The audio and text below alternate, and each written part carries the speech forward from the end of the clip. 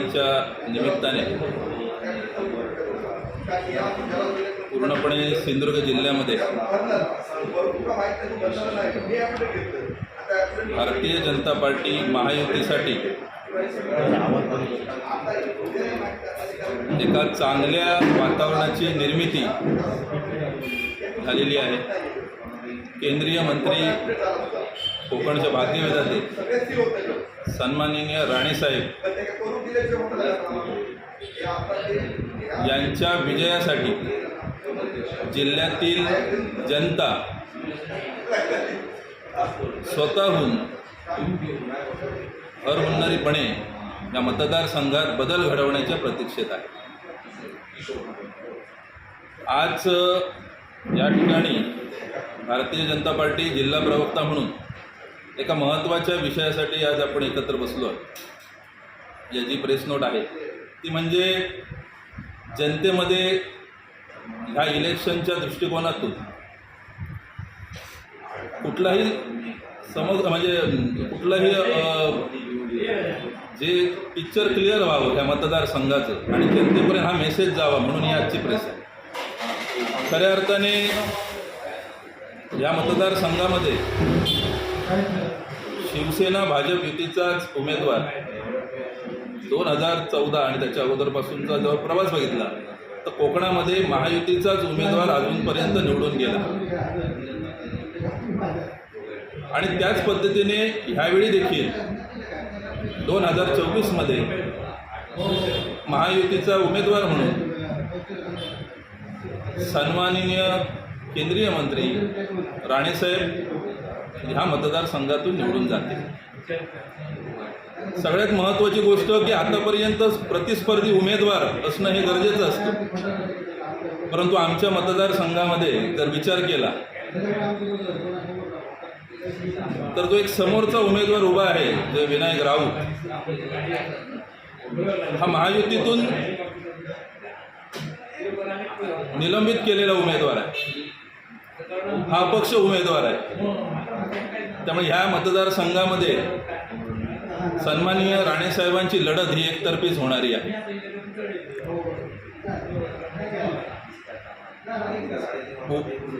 उबाटा नावाचा पक्ष त्याचं अपक्ष चिन्ह मशाल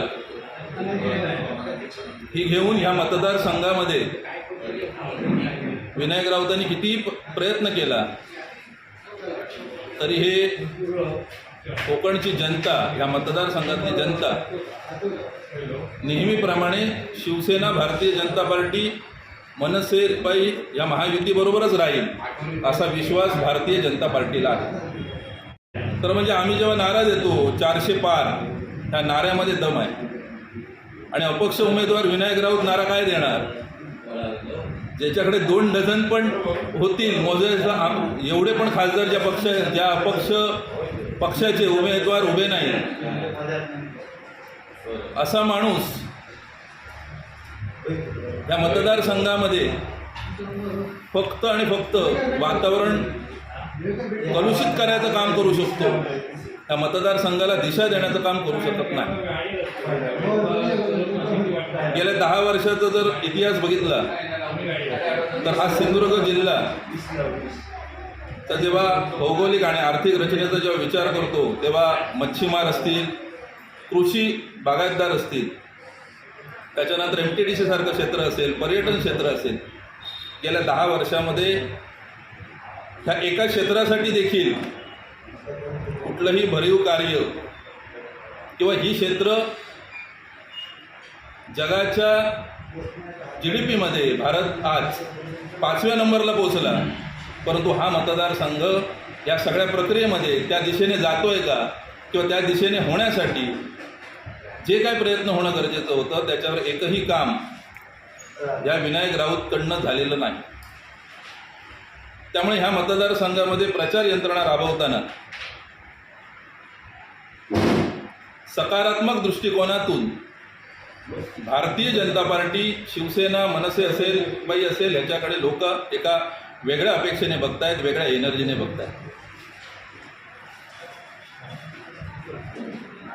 2014च्या नंतर भारतीय जनता पार्टीने ह्या पूर्णपणे भारतामध्ये जी काय विकास कामांमध्ये जो पुढाकार घेतला आणि सन्माननीय राणे साहेबांना जे उद्योग खातं दिलं, त्या उद्योग खात्याच्या माध्यमातून देखील कोकणाला झुकतं माप देण्याचं काम, जे कोकणाला भरीव निधी देण्याचं काम सन्माननीय राणे साहेबांकडनं झालेलं आहे.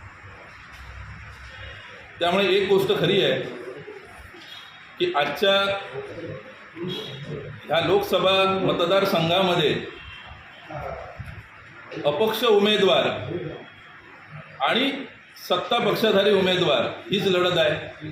दुसरी गोष्ट, अनेक अजेंडे घेऊन त्यांचे प्रमुख सन्माननीय त्यांचे उद्धव ठाकरे असतील, त्यांची पूर्ण फळी असेल, तर आम्ही काय करणार, तर ही काही नगरपालिका किंवा ग्रामपंचायत इलेक्शन नाही ना, 22-23 उमेदवार उभे करून, ही देशाची इलेक्शन आहे.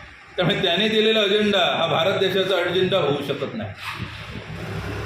ही लढाई आहे ती देशाला एक सामर्थ्यवान देश बनवण्याची, विकसित भारताकडे नेण्याची. आपलं ह्या मतदारसंघातल्या जनतेचं प्रत्येक मत हे विकासासाठी दिलं जाणारं मत असून हे मत जनता सुज्ञ आहे. जे अपक्ष पक्षाचा जो उमेदवार आहे तो म्हणतोय की मला निवडून द्या, मी भविष्यात देशद्रोही देशविरोधी कृत्य करणाऱ्या जो प्रमुख काँग्रेस पक्ष आहे त्याच्याबरोबर जाऊन आम्ही भारतात सरकार स्थापन करू आणि सगळ्या गोष्टी करू. मुळात हे सगळं हास्यास्पद आहे. जनतेने ह्या भागामध्ये आतापर्यंत या मतदारसंघाला मधु दंडवते असतील, सुरेश प्रभू असतील, बॅरिस्टर नाथपैद असतील, अशा केंद्रामध्ये जाऊन एक सक्षमपणे भूमिका मांडणाऱ्या उमेदवाराला ह्या कोकणातल्या जनतेने आतापर्यंत त्या सभागृहात लोकसभेच्या पोहोचवलेल्या आहे. त्यामुळे आम्हाला विश्वास आहे की येथील सुज्ञ जनता युतीचा उमेदवार म्हणून, आतापर्यंत युतीचा उमेदवार म्हणून 2014 आणि 2019 विनायक राऊत होते. आता युतीचा उमेदवार विनायक राऊत नाही, युतीचे अधिकृत उमेदवार ते सन्माननीय राणेसाहेब आहेत. त्यामुळे आमच्या प्रचाराचा कल हाच आहे की युतीचा उमेदवार म्हणून आत्ता राणेसाहेब आहेत. प्रामाणिक भारतीय जनता पार्टीच्या कार्यकर्त्यांच्या जोरावर 2014 आणि 2019 इलेक्शन हा विनायकराव जिंकू शकला. आज रोज उठून पक्षप्रमुख त्यांचे आणि विनायक राऊत भारतीय जनता पार्टीच्या वरिष्ठ नेत्यांवर ज्या पद्धतींची शिवागाळ करत आहे, औरंगजेब म्हणत आहेत, अजून काय ज्या टीका करत आहेत, याचं उत्तर भारतीय जनता पार्टीचे प्रामाणिक कार्यकर्ते, भारतीय जनता पार्टीच्या विचारधारणेला मानणारे कार्यकर्ते येणाऱ्या मतदानाच्या दिवशी आपल्या मतपेटीतून याच्यावर योग्य ते उत्तर देतील. नेत्यांना विश्वास आहे की ह्या मतदारसंघामध्ये सन्माननीय राणेसाहेब हे 2.5 लाखापेक्षा जास्त मताधिक्याने निवडून येतील असा आम्हाला विश्वास आहे.